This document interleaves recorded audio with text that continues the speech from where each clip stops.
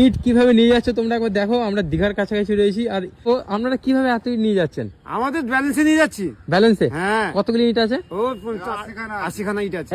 আরো বেশি নিয়ে যেতে পারি, রাস্তা খারাপ আছে ওই জন্য 80 করে নিয়ে। মানে একবারে 80 ইট? হ্যাঁ, একবারে 80টাই। কতদিন ধরে করছেন এরকম কাজ? 30 বছর করছি। 40 বছর হয়ে গেল। ও না 30 আপনার 40 বছর? আমার 40 বছর হয়ে গেল, বয়স এখন 60 পেরিয়ে। আপনার 60 বছর বয়স? আমি তো দেখি মনেই হচ্ছে না।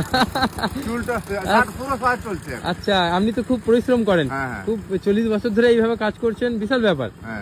টোটাল কতগুলি ইট রয়েছে? 80টার মতো। 80খানা। 80খানা। আচ্ছা, এগুলো কোথায় নিয়ে যাচ্ছেন? এই গ্রামের ভেতর।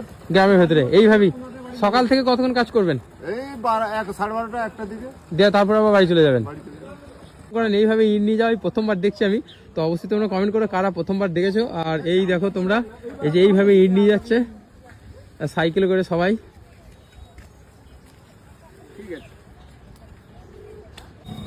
এইভাবে কিন্তু ইট নিয়ে যাচ্ছে।